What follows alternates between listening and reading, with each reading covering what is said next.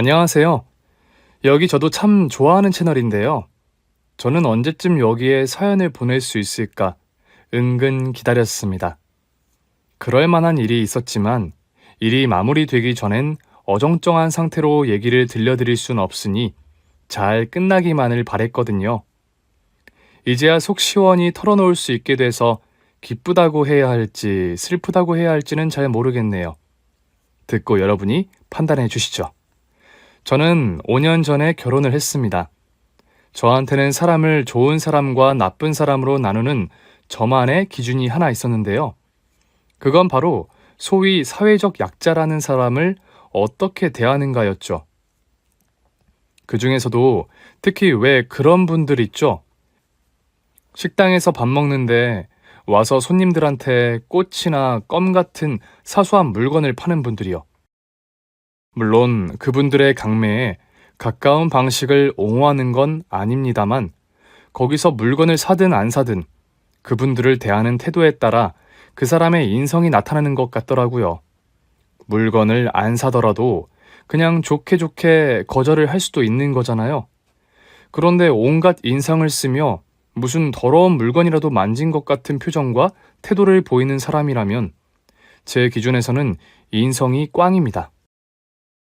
그분이 무슨 일을 하시건 간에 똑같은 사람인데요. 하는 일이 그렇다고 해도 인간으로서의 배려는 해야 한다고 생각하거든요. 그 기준 하나만으로 결혼할 상대를 고른 건 아니었지만 아무튼 남편은 그런 면에서는 합격이었어요. 항상 어딘가에서든 그런 장사치들을 만나면 남편은 어쩌죠? 제가 오늘은 잔돈이 없네요. 못 사드려서 죄송합니다.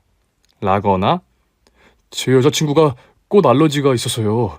정말 죄송한데 자리를 좀 비켜주시겠어요? 이런 식으로 좋게 좋게 거절하는 모습이 좋아 보였습니다. 뭐 일단 좋은 사람이라고 생각했으니 하는 짓이 다 예뻐 보였던 것도 한몫하겠지만요. 그런 사람이라면 가정교육도 잘 받은 사람일 거라고 생각했어요. 사람이 사람을 대하는 태도는 그냥 나오는 건 아니라고 믿었으니까요. 그런데 결혼을 하고 보니 이 남자는 도대체 하늘에서 뚝 떨어졌나 싶을 만큼 시어머님의 안하무인은 보통이 아니었습니다. 남편에게는 3년 전에 먼저 결혼한 시동생이 있었는데요. 시어머님은 아랫동서를 무슨 종 부리듯 하시더군요. 같은 식탁에 앉아서 밥을 먹어도 꼭 동서한테만 뭔가를 시키셨어요. 둘째야, 큰애 국그릇 비었다. 국 좀 데워서 더 가져오너라. 네. 일어선 김에 사골 핏물 뺀다고 담궈 놓은 거 있으니 그거 물도 좀 갈아 놓고. 제가 할게요, 어머님. 동서, 내가 할게. 그냥 앉아 있어. 아니야. 큰애 너는 부잣집에서 곱게 큰애가 무슨 부엉이를 한다고 그러니. 넌 가만히 있어. 둘째 뭐하니? 빠릿하게 안 움직이고. 저 있는 앞에서 굳이 동서한테만 그러시는 게 오히려 제가 불편할 정도였어요. 이유는 단 하나였습니다. 동선의 친정보다 저희 친정이 돈이 많다는 거였죠. 당연히 결혼할 때 혼수나 예단의 차이도 어느 정도는 났었고요. 역시나 시어머니는 저희 두 사람이 모두 있을 때도 아랑곳하지 않고 그런 얘기를 노골적으로 하셨어요. 큰애야, 너 그 예단으로 해온 이불이 얼마짜리라고? 가격이 뭐 중요한가요, 어머님? 중요하지 그럼. 네가 준 이불을 덮고 자면 보드랍고 푹신해서 잠이 그렇게 잘 올 수가 없다. 작은 애가 먼저 해온 거는 어디 시장통에서 샀는지 한두 번 덮으니까 보풀이 나는 영 싸구려더니만. 어머님, 물론 제가 해온 게 형님 거만 못하지만 그래도 싸구려는 아니었어요. 아니긴 뭘 아니야. 갖다 내다 팔지도 못할 거를 예단이라고. 그래 놓고는 뭐 잘났다고 말대꾸 하기는. 어머님, 동서 서운하게 왜 그렇게 말씀하세요? 동서도 최선을 다해서 한 거잖아요. 글쎄, 최선을 다하는 정도가 달라도 좀 달라야 말이지. 생각을 해봐라.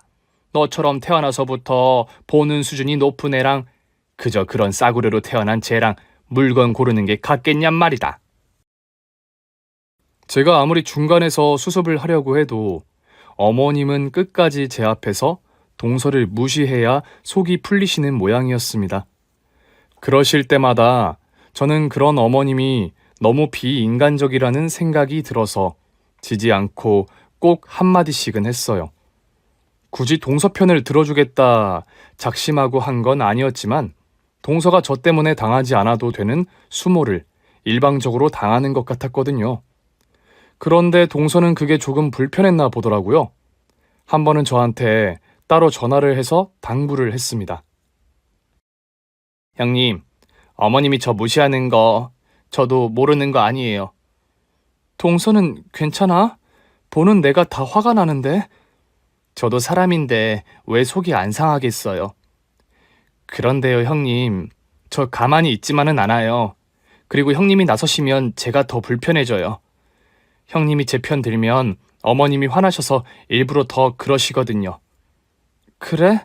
나는 원래 그런 건 눈 뜨고 못 봐주는 성격이라서.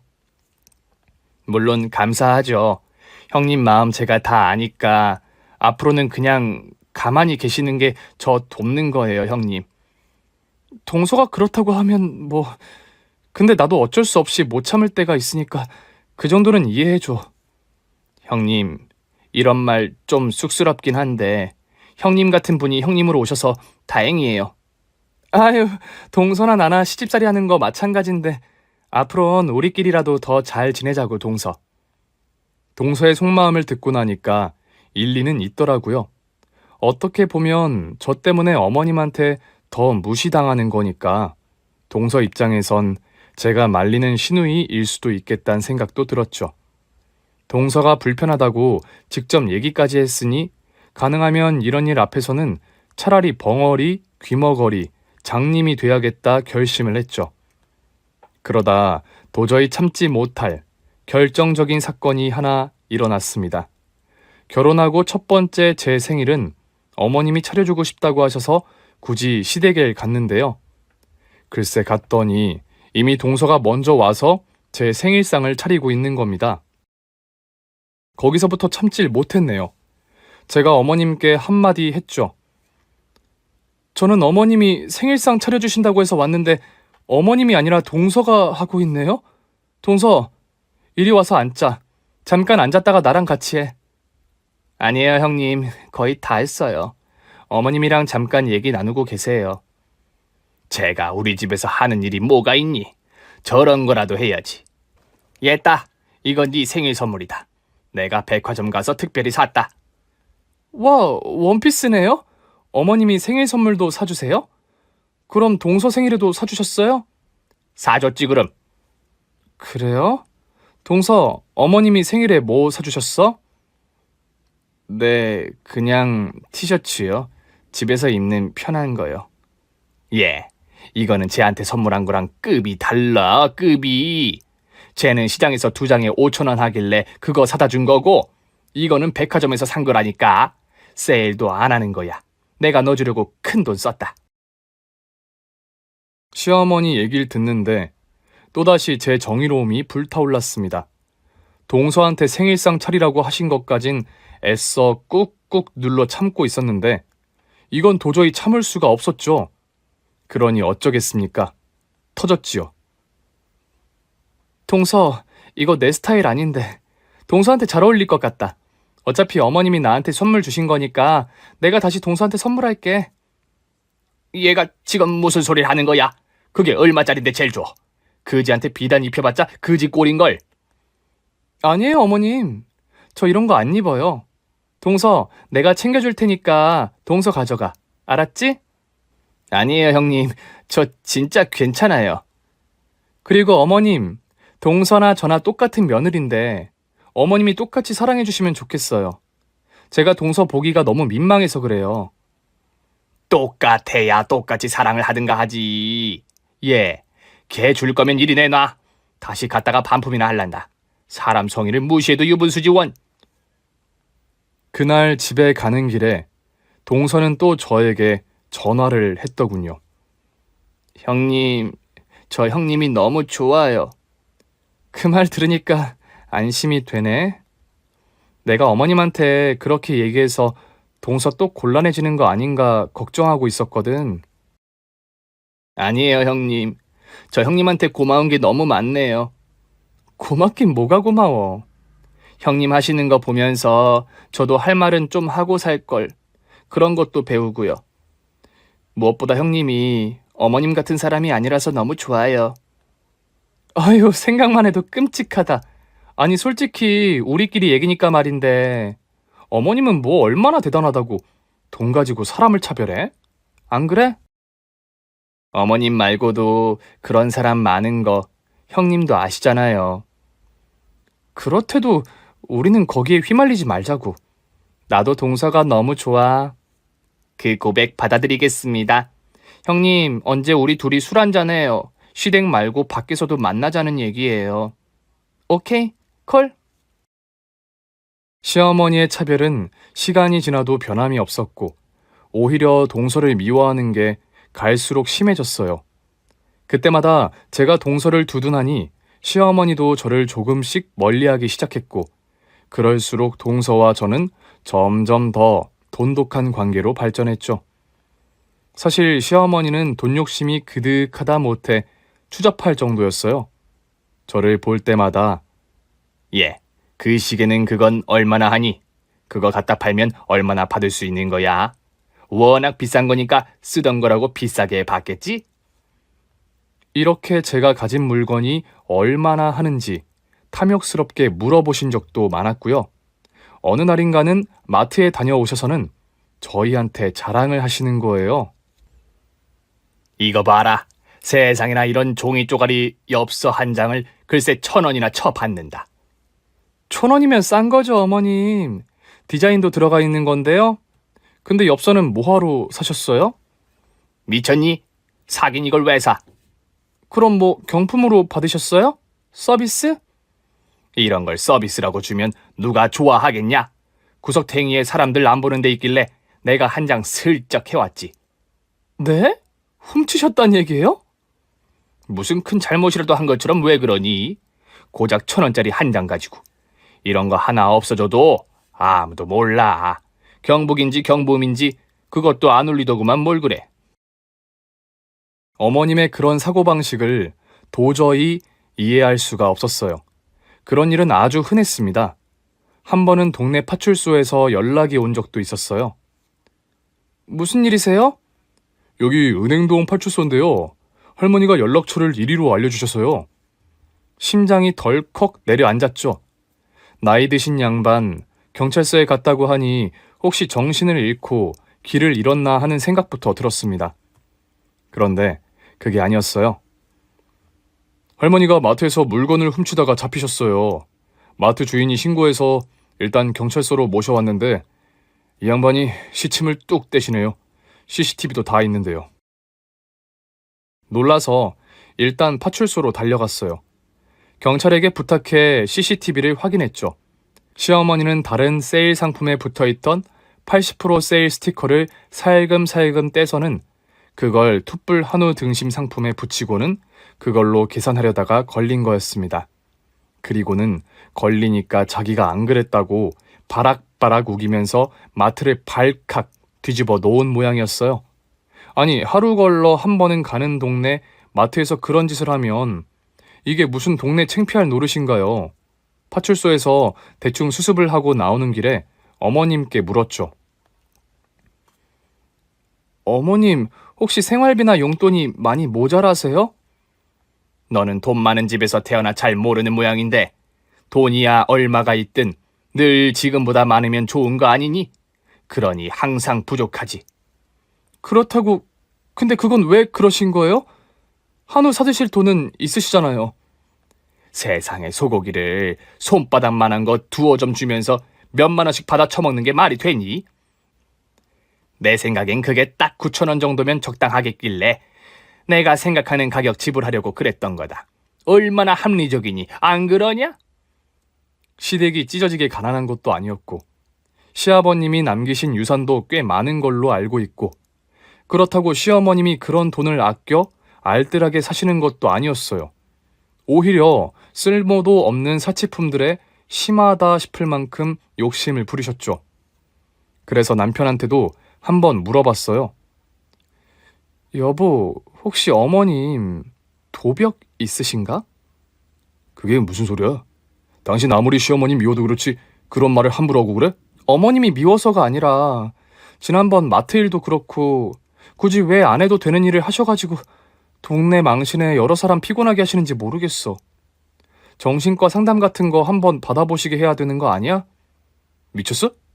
두 번 다시 내 앞에서 그런 얘기 꺼내지도 마. 어머니 세대들 어렵게 살아. 그냥 돈 하는 거지. 뭘 그걸 그렇게 혼자 과대망상을 하고 그래? 정신과는 당신이나 가야겠네. 당연히 남편은 펄쩍 뛰며 그럴 리 없다고 했죠. 하긴 단순히 정신적인 문제로 인한 도벽이라고 하기엔 그 정도가 그게 다는 아니긴 했습니다. 물건에 대한 욕심이 정말 대단해서 어느 순간부터는 저와 동서에게도 매번 뭔가를 사달라고 요구하기 시작하셨어요. 처음엔 홈쇼핑을 보시다가 갖고 싶은 게 있으면 시도 때도 없이 저한테 전화를 하셨습니다. 예, 지금 TV에 나오는 거 저거 얼굴 주름 없애주는 적외선인지 뭔지가 나온다는데 그거 좀 하나 사 보내라. 어머니, 그거 다 상술이에요. 차라리 화장품을 더 사드릴게요. 화장품도 사 보내고 그것도 사 보내라니까. 왜? 시애미한테 그거 하나 사주는 돈이 아까워서 그러니? 말도 안 되는 트집을 잡아가며 원하는 물건은 꼭 받아내시길 수차례. 어느 날은 동서를 만났는데 저뿐 아니라 동서한테도 그러시는 모양이었어요. 동서가 얼굴에 수심이 가득하길래 이번엔 또 무슨 일인지 물었더니 동서가 한숨을 푹 쉬면서 말을 꺼내더군요. 형님, 저 진짜 너무 막막하네요.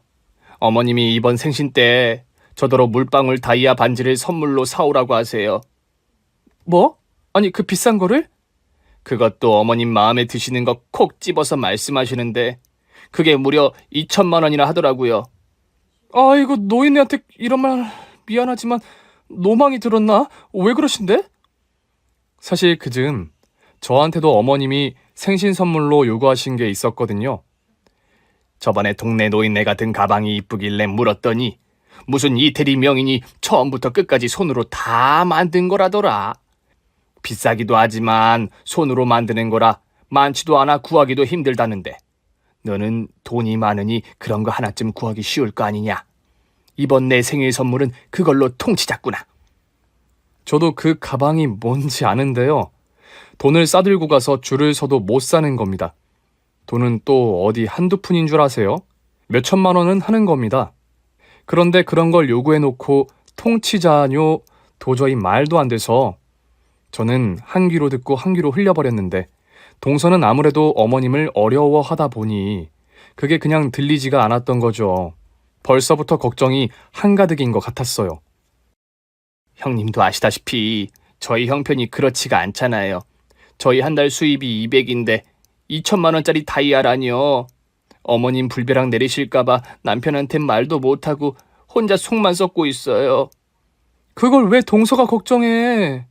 노인네 되도 않는 소리 한다 생각하고 그냥 넘겨. 말도 마세요 형님. 요즘에는 뭐 해달라고 하신 거 안 해드리면 아주 쥐잡듯이 잡으신다니까요. 네가 나를 시어머니로 생각은 하는 거냐고. 동서, 그럼 서방님한테도 그런 얘기는 해봤어? 어머님이 동서한테 그러시는 거. 행여요. 말도 못 꺼내게 해요. 자기 엄마 뒷담화 한다고 저더러 못된 며느리라고만 하죠. 서방님도 참 편은 들어주지 못할 망정. 형님이니까 드리는 말씀인데요. 저 진짜 계속 이러고 살아야 되나 싶다고요. 이는요 아주 어머님이랑 똑 닮았어요. 하나부터 10까지요. 어휴, 동서가 많이 힘들겠어. 형님이라도 안 계셨으면 진작에 이혼했을 거예요. 제가 볼 땐 지금이라도 당장 헤어지라고 하고 싶었지만 그거야 제가 하란다고 되는 일도 아니고 해서 입을 꾹 닫았습니다. 그런데 정말 더 이상은 동서도 참을 수 없는 일이 일어났습니다. 동서는 일찌감치 세상을 떠나신 친정 부모님의 제사를 자신의 집에서 지내고 있었어요. 그 전에도 시어머님이 거기에 대해서 못마땅한 티를 여러 번 내셨다는 건 알고 있었습니다. 그런데 결국 사달이 난 모양이에요. 제사를 지내고 있는데 시어머님이 동서집에 다짜고짜 들이닥치셨답니다. 그리고는 그렁뱅이 거지 새끼도 부모랍시고 제사를 지내? 이게 다 뭐야? 아주 제대로 한상 차렸네. 내 아들 돈으로 네 부모 입에 쳐 넣게? 제사를 지내고 싶거들랑 저 앞에 놀이터 나가서 애들 먹다 흘린 과자 쪼가리나 주워다 상에 올리든가. 하면서 제사상을 다 뒤엎어 버렸다는 겁니다. 심지어 서방님은 그때 집에 있지도 않았대요. 그래도 한 가지 속이 시원한 건 결국 동서에 쌓였던 분노가 터져버렸고 이왕 엎어진 제사상, 바닥에 흐트러진 과일이며 북어채를 시어머니한테 냅다 집어 던지면서 속갯말을 다 했다는 겁니다. 당신 저 세상 간 다음에 제사상이나 제대로 받아 드시나 어디 한번 봅시다. 나는 이제부터 당신 며느리 안 할 테니까 당신 아들이 제사상에 과자 쪼가리 갖다 올려도 좋을지 어디 두고 보자고요. 냅다 퍼붓고는 그 길로 대충 짐 싸서 집을 뛰쳐나왔답니다. 동서는 제 앞에서 눈물을 펑펑 흘리면서 이혼하겠다고 했어요. 형님, 저 이제 정말 못해요. 저한테 이만큼 잘해주셨는데 정말 죄송해요. 저 더는 이 집에서 못 살겠어요. 그래 동서, 나도 더는 참고 살란 말 못하겠어. 그래도 어디 가든 우리는 연락하면서 지내는 거다. 알았지? 형님, 건강하시고 조심하셔야 해요. 아셨죠? 결국 동서는 서방님과 이혼을 했습니다. 쉬운 결정이 아니었다는 거 너무나도 잘 알고 있지만 그때나 지금이나 정말 잘한 선택이라고 생각해요. 그 얘기를 남편이랑 잠깐 한 적이 있어요. 나도 친정엄마 제사 집에서 드리면 어머님이 동서한테 했듯이 그렇게 하실까? 어머니가 무슨 소시오패스야? 당신은 왜 맨날 우리 어머니를 나쁜 사람 만들어? 동서한테 그렇게 하신 거 없던 얘기 한 거야 내가? 한 번 실수로 그랬다 하고 넘어가면 되지. 뭘 그걸 또 끄집어내서 그런 말을 하고 그러냐는 거지. 실수? 사람이 실수로 그런 짓을 하기도 하나? 뭐 아무튼 우리 엄마 수목장으로 한 게 진짜 천만다행이지. 왜 내 며느리가 당신 제사 지내게 하냐며 무덤까지 가서 따질 뿐이야, 당신 어머님은. 엄마에 대해서 그렇게 생각하고 있으면서 나랑은 어떻게 사니? 그러게. 요즘 나도 가끔 헷갈리니까 당신 잘해. 근데 장모님 수목장 할 때 뭐 같이 묻었다고 하지 않았어? 엄마 좋아하던 거 다 같이 넣어드렸지. 아빠가 결혼 선물로 주셨던 폐물들도 전부 다. 근데 그건 왜 물어? 아니, 그냥 물어봤어. 왜 동서가 그런 얘기 했다고 했죠? 서방님이 하는 말이며 행동이 시어머니랑 똑같다는 얘기요. 저도 남편이랑 같이 사는 시간이 많아지면서는 그런 비슷한 느낌을 받을 때가 있었어요. 무심코 툭툭 내뱉는 말이나 행동에서 사람을 차별하고 사람보다 돈이 더 중요하다고 생각하는 태도며 내 돈은 10원짜리 한 장도 중요하게 생각하면서 남의 돈, 남의 물건은 막 대하는 그런 것들이요. 그래도 뭐 시어머니를 보고 자랐으니 그렇겠거니 생각했습니다. 어차피 동서처럼 확 헤어져 버릴 게 아니라면 사는데 크게 문제 없는 것들은 걸고 넘어지고 싶진 않았어요. 제 인생이 더 피곤해질 테니까요. 물론 항상 마음속에 간직은 해두고 있었습니다. 인간에 대한 이런 태도는 인생에서 아주 중요한 부분이라고 생각하기 때문에 언제 한 번이라도 크게 핀트가 벗어나면 저도 어떤 결정을 내릴지 모르겠다는 마음이요. 동서는 이혼을 한 이후에도 저한테 자주 연락을 해왔어요. 결혼하면서 그만뒀던 어린이집에 다시 취직해 일을 하고 있다고 했죠. 이혼하기 전보다 혈색도 훨씬 좋아지고 건강해 보였어요. 무엇보다 우울하던 표정이 싹 사라지고 즐겁고 신나 보였죠. 동서 얼굴에 꽃이 폈네? 두 번째 인생 시작해도 되겠어. 동서 재혼하면, 아니, 꼭 재혼까지 아니더라도 연애라도 다시 시작하면 내가 크게 한턱 쏠게. 아유, 형님. 그런 얘긴 하지도 마세요. 저 아주 남자라면 치가 떨려요. 왜 옛날에 우리 엄마가 시댁 식구들 미워서 시금치도 안 먹는다고 했던 말이 이해가 된다니까요. 동서 친정 어머님도 그런 얘기 했었어? 우리 엄마도 그랬는데. 그나저나 형님은 별일 없으시죠? 나야 뭐, 무슨 일이 있어도 그냥 당하고만 있진 않으니까. 그러게요. 저도 형님처럼 진작에 좀 더 강단 있게 행동했으면 어머님이 친정엄마 제사상까지 없는 일은 없었을 텐데요. 그게 어디 동서 잘못인가. 누가 봐도 어머님 행동이 몰상식한 건데. 맞아요. 그나마 그동안 형님이 제 편 들어주셔서 그래도 제가 그만큼이라도 버텼네요. 무슨 소리야. 나도 동서가 있어서 그나마 즐거웠네요. 형님, 오늘은 제가 쏠게요. 저 오늘 보너스 받았거든요. 그래? 그럼 오늘은 돼지곱창 말고 소곱창 먹는다? 콜? 네, 콜입니다. 언니 혼자 5인분 드세요. 언니? 언니 좋다. 좋아 동생. 오늘 나 소곱창 5인분 먹는다. 밖에서 동서를 따로 만날 때마다 살짝 후회되는 것도 있긴 했어요. 동서는 늘 제가 자신한테 잘 대해줬다고 했지만 저는 조금 더 잘해줄 걸. 밖에서도 이렇게 더 자주 만나서 많이 달래주고 들어줄 걸 하는 거요. 제 생각보다 훨씬 힘들었을 텐데 저라도 조금 더 잘해줬으면 결론이야 어찌됐든 사는 동안 조금이라도 덜 힘들었을 거 아니에요.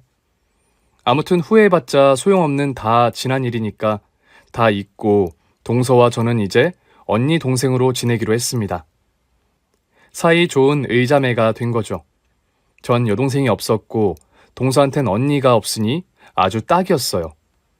동서가 이혼 전에 제가 조금이나마 동서의 힘이 되었었다면 그 이후로는 동서가 제 결혼 생활을 버티는데 아주 큰 힘이 돼줬습니다. 예전처럼 시어머님이 말도 안 되는 거 요구하시고 트집 잡고 할 때마다 동서 만나서 수다 한 판 떨고 나면 속이 다 시원해졌거든요. 맞아요. 동서가 시댁과 절연하고 난 뒤에 저는 시어머니의 요구사항을 2배로 들어드려야 했습니다. 물론 그 말도 안 되는 것들을 다 들어드리진 않았지만요. 듣는 것만으로도 스트레스였는데 그걸 아는 사람과 속 시원하게 얘기할 수 있으니 동서한테 참 고마웠습니다. 그런데 제가 회사에서 큰 프로젝트를 맡게 되면서 못해도 한 달에 1~2번은 만났던 동서를 자주 만날 수 없게 됐어요. 제가 바쁜 걸 알고는 동서가 배려해서 일부러 연락을 자주 하지 않았었죠. 만나진 못했어도 가끔 한 번씩 문자는 주고 받았었는데 프로젝트가 막바지에 와서는 거의 밤새는 일도 많아 동서 문자에 답장하는 걸 깜빡한 적도 있었습니다. 드디어 프로젝트를 무사히 마치고 팀원들과 함께 회식을 하던 날, 한창 흥이 올라 있는데 동서한테 전화가 왔어요. 반가운 마음에 바로 받았죠. 동서, 지은아, 언니 이제 바쁜 일 끝났어. 우리 언제 볼까? 형님, 아무것도 묻지 말고 빨리 좀 와주세요. 지금 저희 집으로요. 정말 급해요. 지금 당장 와주세요. 동서? 지은아, 여보세요? 무슨 일인지 말도 없이 동서는 급하다는 말만 하고 전화를 끊었습니다. 너무 놀라서 심장이 막 뛰었어요. 팀원들에게 양해를 구하고 바로 대리기사를 불렀습니다. 술을 많이 하진 않았지만 그래도 한두 모금 한 데다가 손이 떨려 제대로 운전을 할 수 없을 것 같았으니까요. 마침 회식 장소 바로 앞에 기다리고 있던 대리기사가 있어 바로 동서 집으로 출발을 할 수가 있었습니다. 그런데 급했던 마음을 잠시 진정시키고 보니 대리기사가 가는 방향이 영 이상했어요. 동선의 집에 가는 방향과는 정반대의 길로 가고 있었죠. 대뜸 무서운 생각도 들었습니다. 차는 이미 한적한 시골길로 접어들고 있었거든요. 뭐죠? 지금 어디로 가시는 거예요? 어느 길로 돌아가시는 거죠? 제가 급하다고 말씀드렸을 텐데요. 만약의 경우 대리기사의 뒤통수를 찍어 기절시킬 양으로 하이힐을 벗어 손에 들고 한 손엔 휴대폰으로 긴급 호출할 생각을 하며 일단 대리기사에게 물었습니다. 대리기사의 대답에 저는 또 한 번 놀랐어요. 지금 동서분이 기다리는 곳으로 가고 있습니다. 글쎄 집으로 오라고 했다니까요? 당신 누구예요? 어디로 가는 거예요? 오해하지 마세요. 동서분이 미리 섭외해둔 대리기사입니다. 잘 모시고 오라고 특별히 부탁하셨어요. 걱정 마시고 그냥 편히 가시면 됩니다. 가는 동안 동서한테 전화를 다시 걸어봤지만 전화기는 꺼져 있었어요. 도대체 무슨 일이 일어나고 있는 건지 알 순 없었지만 대리기사가 거짓말을 하고 있는 것 같진 않았죠. 그런데 대리기사가 저를 데리고 간 곳은 친정엄마가 묻혀있는 수목장 공원이었습니다.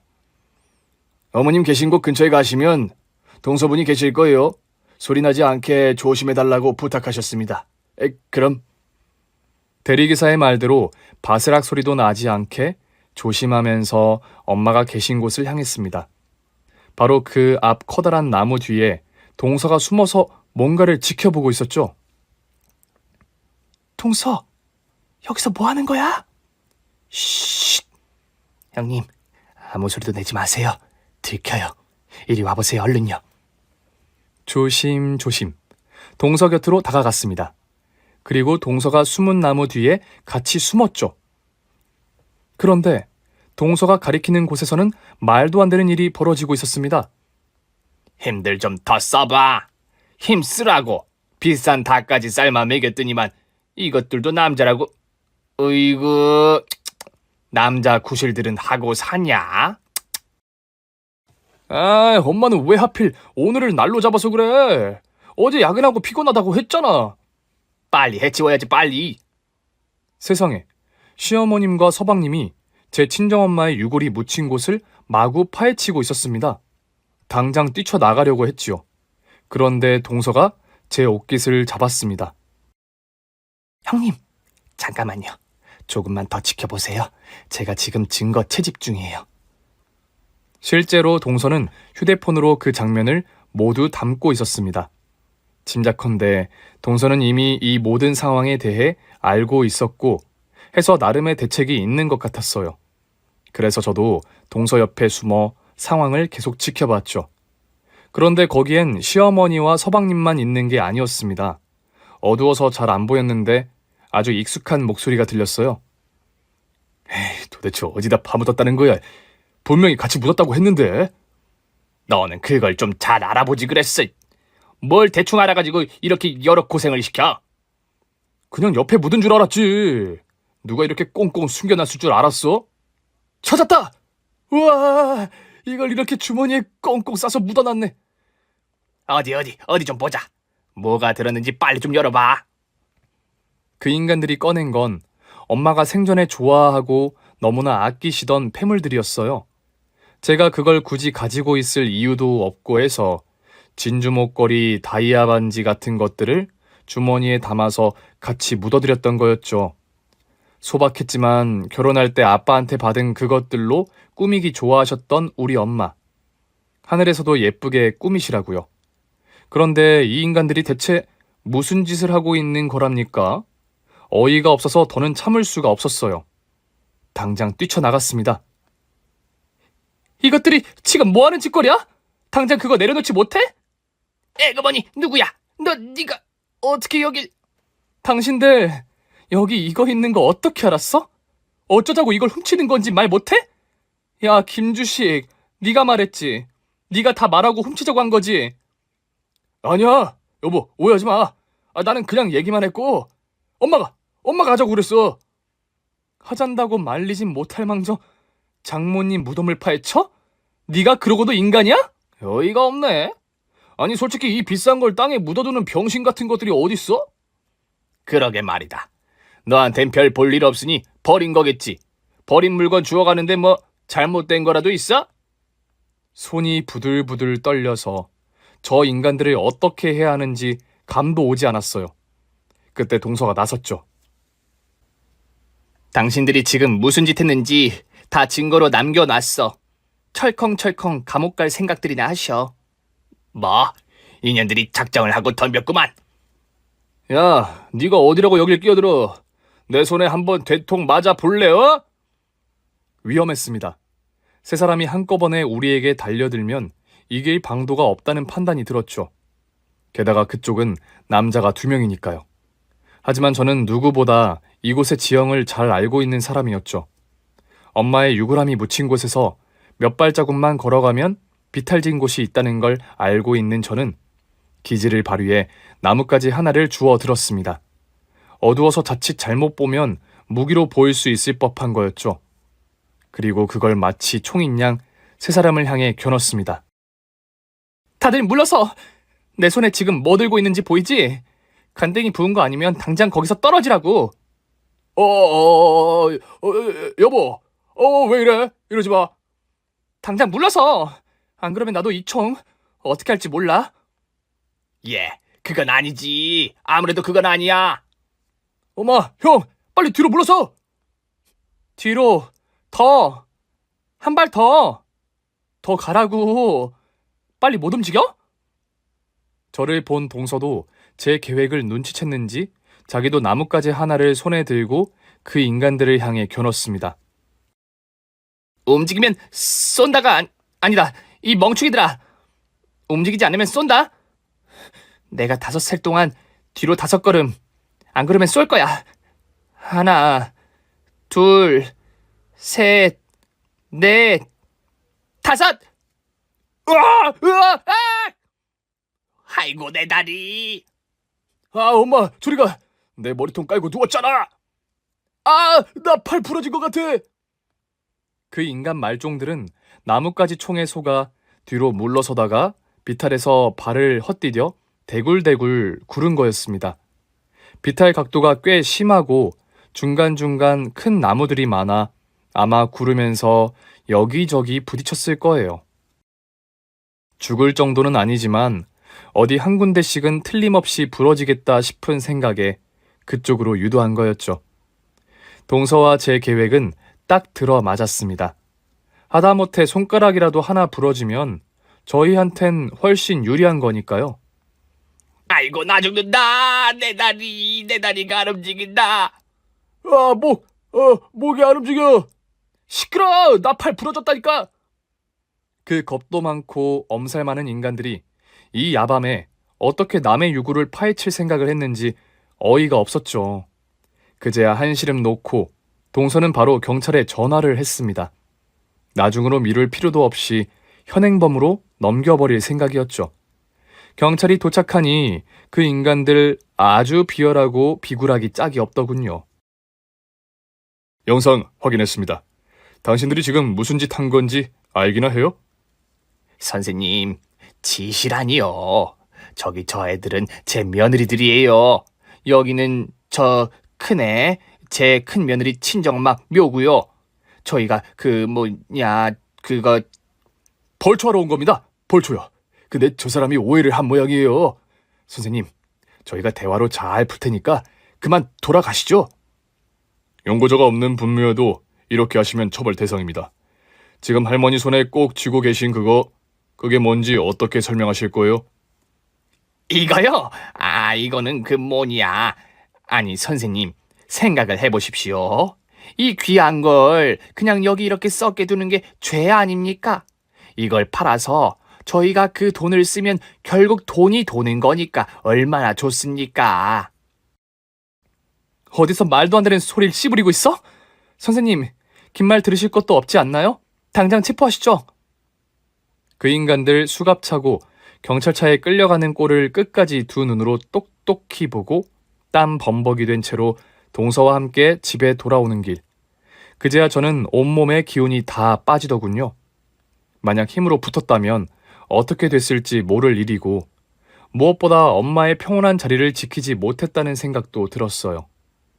제 생각을 읽었는지 동서가 제 손을 꼭 잡아줬죠.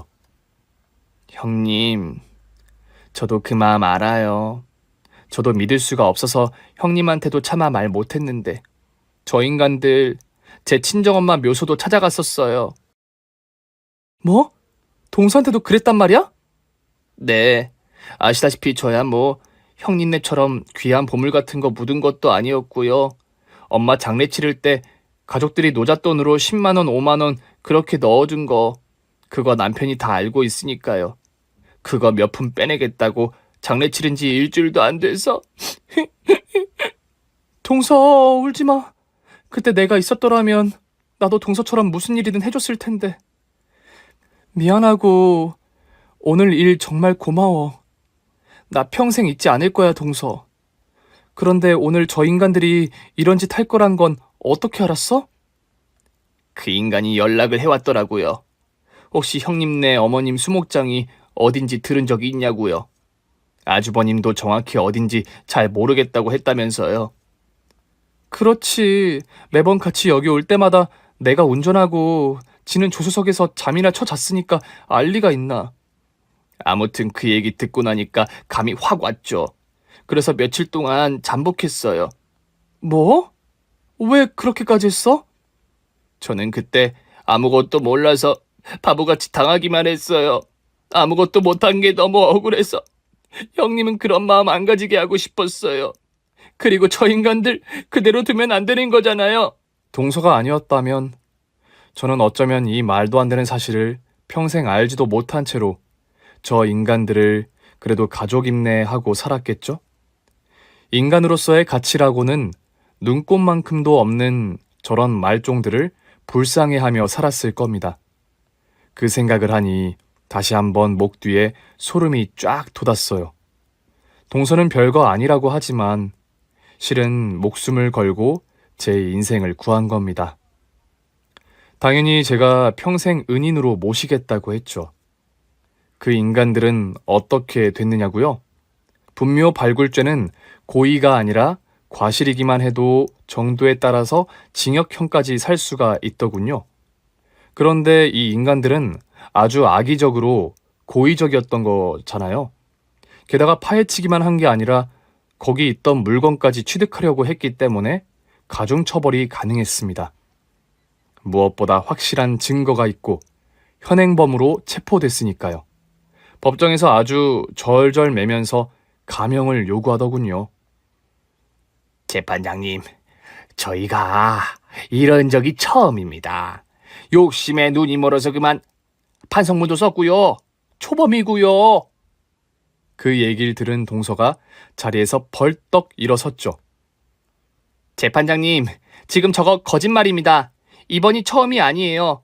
저 인간들 저희 엄마 묘소도 파헤친 적이 있다고요. 증거도 있습니다. 재판장님, 지금 저거 법정 소란죄 아닙니까? 넌 지금 여기가 어디라고 껴들고 지랄이야!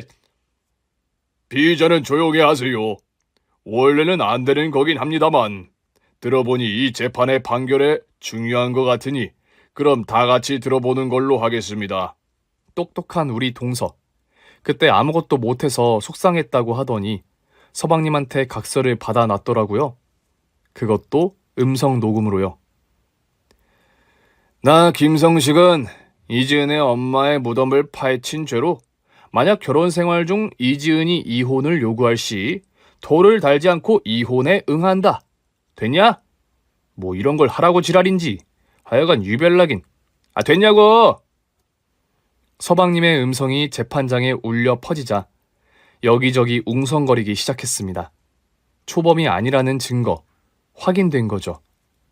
재판장님의 표정도 의미심장해지는 거 저 놓치지 않았습니다. 그런데도 그 인간들은 끝까지 뻔뻔하게 나왔어요.